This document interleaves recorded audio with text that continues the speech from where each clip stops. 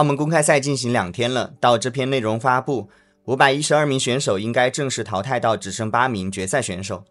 多场比赛对局呈现出不同选手对于 14.24 版本的解读，提炼其中一些共性。我们会发现阵容的强度评级发生了一些变化。S 级我会只给到4外交和小魏奥莱， A 级的主推列纳塔、黑莓统领和蓝发小队。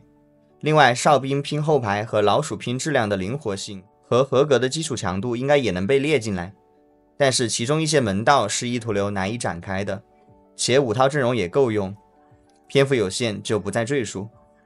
先说新出现的列纳塔，强度和上限更高的是炼金这套，信息来源是 NGA 会发光的人走了的帖子，雅哥也分享过一些理解。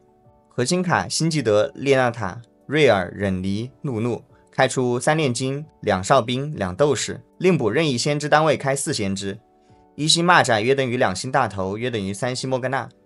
2-5级以前有3炼金或连胜途中确定只有1加炼金时考虑。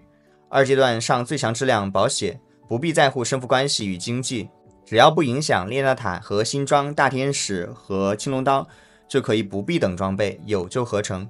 期间有高炼金尽可能开高。3阶段外面质量起来后，自然连败积攒层数。如果血量低，场面质量不够，且没有高炼金将连败转换成收益，则需要在3-2在6人口提一波质量。如果能够继续划水，则在4-1升7后大搜一波卡利西曼蒂。阵容要点： 1. 前排的选择，体系内任意前排单位3星时吃坦克装，优先级忍离大于瑞尔大于努努大于辛基德。2. 列纳塔的核心装大天使龙刀必不可少。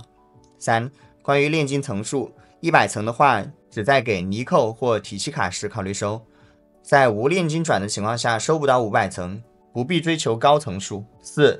中途跑路，在起手3炼金的情况下，本局3-2级以前获得一个炼金转，就可以考虑连败收500层完美装备，玩正常的炼金。5. 7级挂什么？有多的物理装备，有条件追史密奇时挂史密奇，没有就上任意质量卡。如有斗士、哨兵、先知炼金转，则把各自代表的羁绊开高。6. 来维克托必挂，来狼人且有装备培养时，考虑配蒙多开3炼金，梅尔在没有其他更好质量时挂。过渡装备表，列纳塔的核心装及第3件羊刀、鬼书、纳什红，还有一些前排肉装是有救和。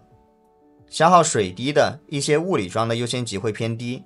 强化符文优先级，经济类大于装备类大于战力类，接受多经济，推荐星夜、黄金门票、先知转斗转、哨兵转、炼金转、法力流、透体莲华、硬化护盾。异变优先选前排或适配的特定功能类，分享你的能量。防御型护盾 B 类，震撼登场，坚不可破，巨人体型，根深蒂固，防御专家，真的会谢。后排推荐冰霜触摸。第2种玩法，哨兵列纳塔，适用于2-5前没开出炼金，2阶段连败保下限或相关体系卡数量多胡牌的备用跳车选项。散阶优先级，水滴大棒公塑腰带。要点：4人口搜到基本全2星，而后3阶段5级曼蒂。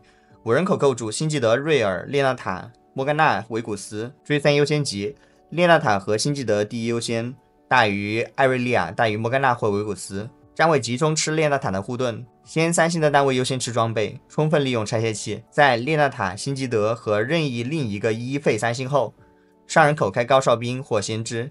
其他一些常规阵容上一期有介绍过，不过强度评级重构之后再放一次，方便大家参考使用。